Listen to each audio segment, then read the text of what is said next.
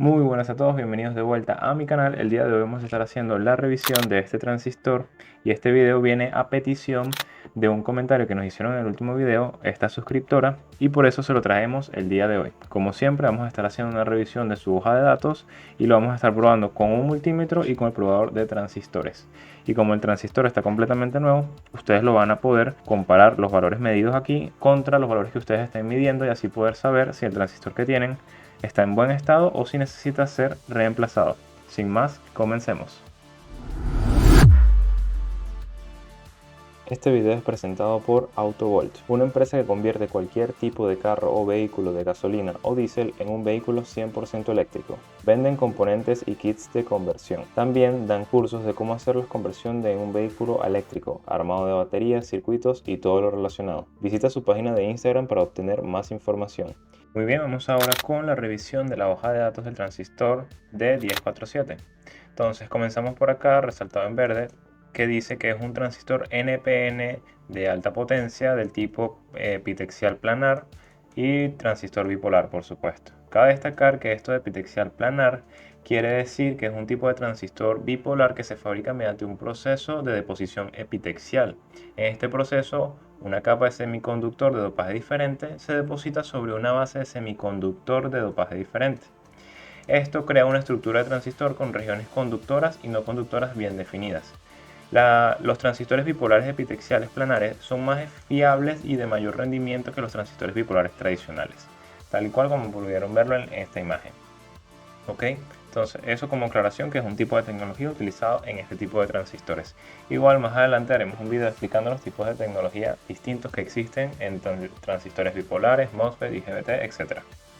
Por acá tenemos las características. Nos dice que es de un alto voltaje de quiebre entre colector y emisor de 140 voltios, tiene una frecuencia típica de 120 MHz y tiene una temperatura full trabajo hasta 125 grados centígrados. Aplicaciones, dice que es para fuentes de switcheo, aunque también se pueden utilizar, como les dije al principio, en amplificación de señales de alta frecuencia, como receptores de radio, televisión y también para de mediana frecuencia. Ok, la descripción dice: este es un dispositivo, es un transistor NPN manufacturado usando la nueva tecnología BitLab Bipolar Transistor for Linear Amplifier, es decir, transistor bipolar para amplificación lineal. El resultado es un transistor que muestra un buen comportamiento en la ganancia lineal. Ok, acá tenemos el empaquetado, que es del tipo TO3P, y nos indica que el pin 1, 2 y 3, según la figura de aquí abajo, vendrían siendo entonces el 1 es la base, el 2 es el colector y el 3 es el emisor. ¿Ok? Más abajo tenemos los rangos eléctricos. Primero tenemos en esta tabla los rangos máximos absolutos. Entonces tenemos acá en rojo el voltaje colector base con el emisor abierto es de un máximo de 200 voltios.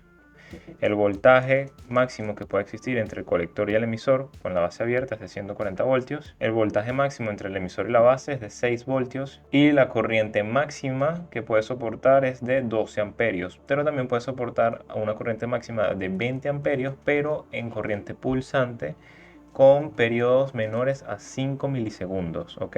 De superar los 5 milisegundos a 20 amperios de corriente, el transistor se dañará. Y lo mismo para todos los valores. Si superamos estos valores, el transistor se va a dañar.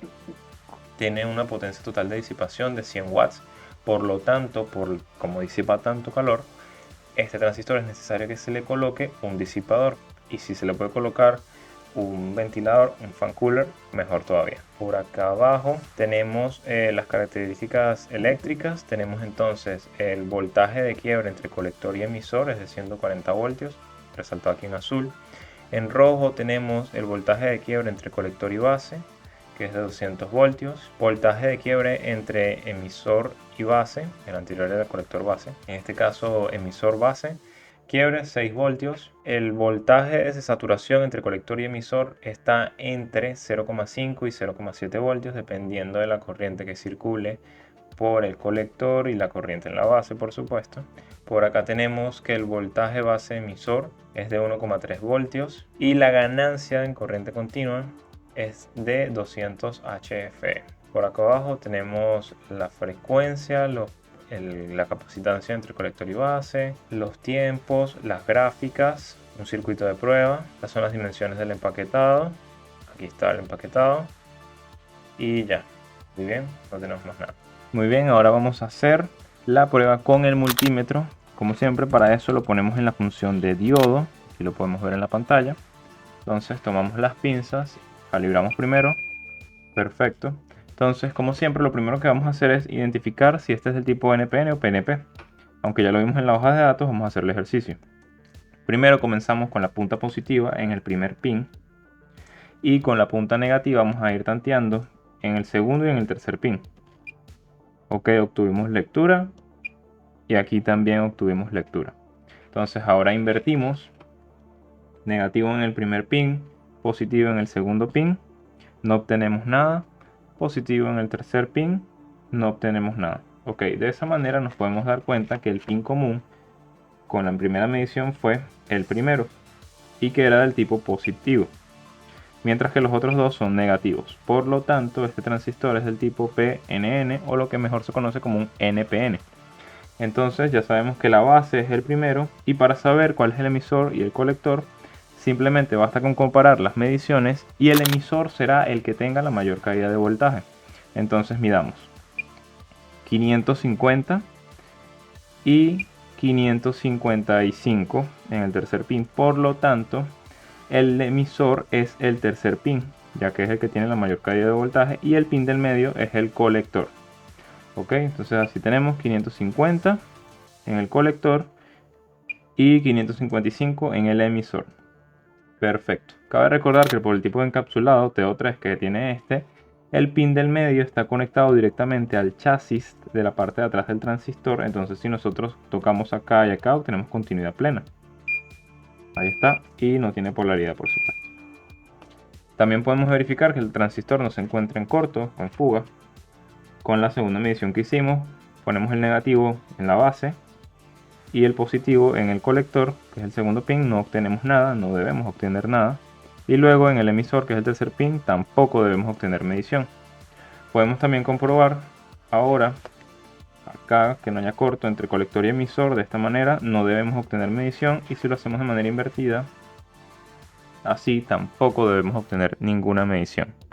Ok, detenerla significaría que el transistor estaría en corto y por lo tanto debería ser reemplazado. Así que ya saben, no debe tener continuidad entre acá y acá en ningún tipo de polaridad. Muy bien, continuamos. Muy bien, vamos a hacer ahora la prueba con el probador de transistores. Para ello, como el transistor tiene los pines tan gruesos, tuve que utilizar el adaptador de pines y lo tengo conectado en los pines 1, 2 y 3 respectivamente. Entonces, una vez colocado, simplemente presionamos test. Ok, ya hizo la prueba. Entonces aquí podemos ver que nos dice que es un transistor del tipo BJT-NPN, que los pines son 1, 2 y 3 respectivamente, son base, colector y emisor. Aquí también nos muestra el símbolo indicándonos cada uno de los pines. También el símbolo muestra que es del tipo NPN. Nos dice que la ganancia es de 126 y el voltaje de umbral es 892 milivoltios. Perfecto. Muy bien, eso fue todo por la revisión de este transistor. Como ya vimos, es un transistor BJT de potencia. Y no olviden darle like y suscribirse al canal, ya que eso me ayuda a seguir trayéndole más y más revisión de componentes y herramientas. Sin más, hasta la próxima, ingenieros.